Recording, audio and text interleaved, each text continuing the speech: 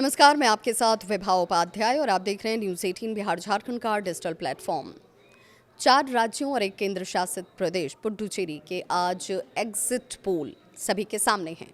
Exit poll exact नहीं होते हैं, ये पूर्वानुमान होते हैं। एग्जैक्ट से पहले आम जनता से चुने गए लोगों से पूछे गए सवाल होते हैं और उसी के आधार पर ये आंकड़े तैयार होते हैं।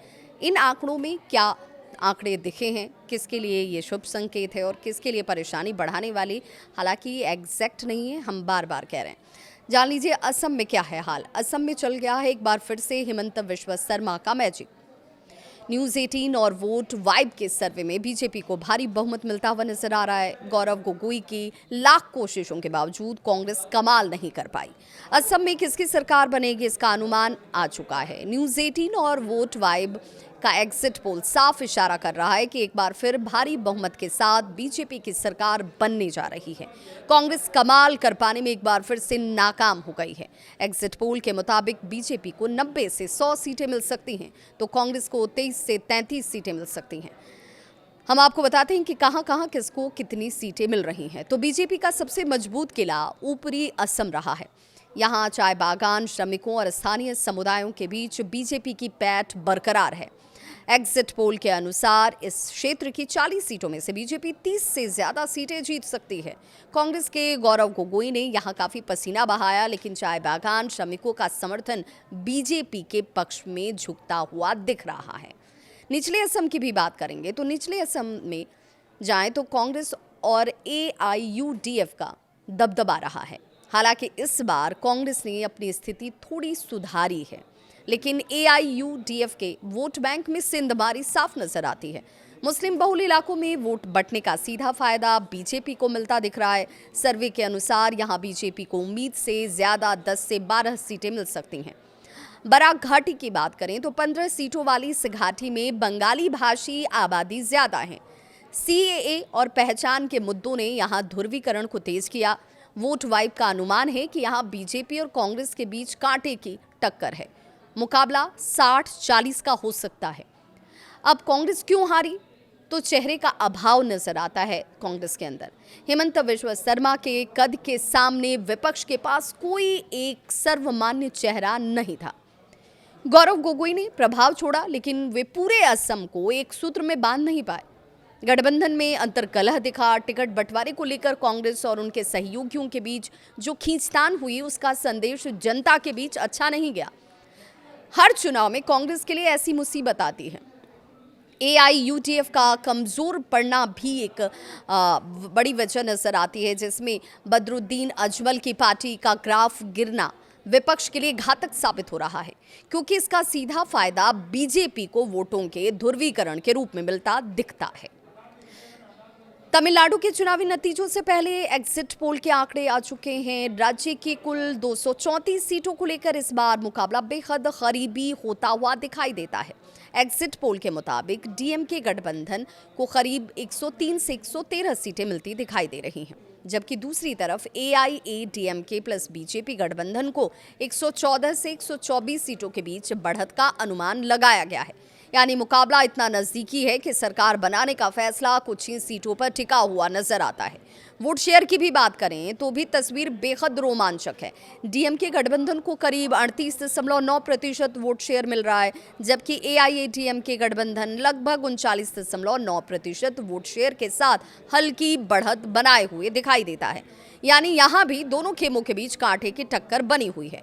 इस बार चुनावी मैदान में एक नया फैक्टर भी सामने आया। अभिनेता थलपति विजय की पार्टी TVK, जिसे करीब 14 से 15% वोट शेयर मिलता दिखाई दे रहा है। ये माना जा रहा है कि इसी वजह से मुकाबला और ज्यादा टाइट हो गया और दोनों बड़े गठबंधनों के वोट बढ़ते हुए नजर आ रहे हैं। तमिलनाडु में परिसीमन विधेयक, महिलाओं के लिए आरक्षण, DMK के खिलाफ सत्ता विरोधी लहर, जाति और जमीनी स्तर पर चुनावी समीकरण चुनाव के प्रमुख मुद्दे रहे। जयललिता की पार्टी AIADMK प्रमुख विपक्षी दल है। ये भाजपा के साथ गठबंधन में है और गठबंधन ने 2021 में 234 सीटों में से 75 सीटें जीती थी और इस बार बेहद बेहतर प्रदर्शन की उम्मीद की जा रही थी। AIADMK का पूरे राज्य में मजबूत संगठन है और 2021 में उसे 33% वोट मिले थे, लेकिन 2024 के लोकसभा चुनाव में भाजपा के अलग से चुनाव लड़ने पर उसका वोट शेयर घटकर 27% रह गया। लेकिन अब एग्जिट पोल के आंकड़े सही हुए तो ये एआईएडीएमके और बीजेपी के लिए खुशखबरी ला सकते हैं। केरलम के एग्जिट पोल की भी बात करेंगे। केरलम का एग्जिट पोल इशारा कर रहा है कि केरलम में इस बार सत्ता परिवर्तन होने जा रहा है। News 18 vote vibes tech exit poll के अनुसार यूडीएफ को 70 से 80 सीटें मिलने का अनुमान जाहिर किया गया। अगर इन आंकड़ों का मिड पॉइंट भी देखें तो ये 75 सीटों तक पहुंचता है, जो बहुमत से सुरक्षित रूप से ऊपर है। वहीं सत्तारूढ़ एलडीएफ को 58 से 68 सीटों के बीच संतोष करना पड़ सकता है। भाजपा के नेतृत्व वाले एनडीए को इस बार भी कोई बड़ा फायदा होता नहीं दिखाई देता और उसे केवल 0 से 4 सीटें मिलने की उम्मीद जाहिर की गई है। केरलम के चुनावी समीकरणों में धार्मिक और सामाजिक समूहों की भूमिका हमेशा से अहम रही। सर्वे के मुताबिक मुस्लिम समुदाय का 54.2% और ईसाई समुदाय का 58.3% वोट यूडीएफ के खाते में जाता हुआ दिखाया गया है। ये यूडीएफ की संभावित जीत का सबसे बड़ा आधार माना जा रहा है।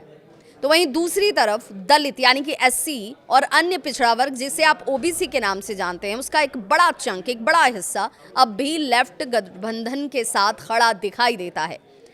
बात सवर्ण हिंदुओं की भी करेंगे तो सवर्ण हिंदू वोटों में इस बार 3 तरफा बिखराव देखा गया, जहां भाजपा ने भी करीब 30% सेंधमारी की।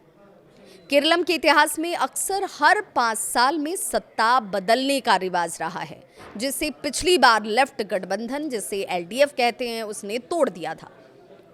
लेकिन इस बार न्यूज़ 18 वोट वाइब्स टेकर के एग्जिट पोल के आंकड़ों को देखकर ऐसा लगता है कि राज्य की जनता फिर से पुराने ढर्रे पर लौट सकती है। सर्वे के मुताबिक कांग्रेस के नेतृत्व वाला यूनाइटेड डेमोक्रेटिक फ्रंट यूडीएफ सत्ता की दहलीज को पार करता दिखाया जा रहा है। अब एग्जैक्ट के लिए 4 मई का इंतजार कीजिए कि क्या आंकड़े इसी रूप में आते हैं जो एग्जिट पोल कह रहे हैं, जो पोल्स ऑफ पोल के आंकड़े सामने आ रहे हैं। तमाम सर्वे को आधार के तौर पर देखकर एक अनुमानित ये आंकड़ा ज़रूर है, लेकिन जो 4 तारीख होगी, 4 मई की तारीख होगी, वही एग्जैक्ट फिगर के साथ होगी। जनता का मैंडेट होगा, जनता का साथ किसके ऊपर है, ये तस्वीर हम आप तक लेकर पहुंचेंगे।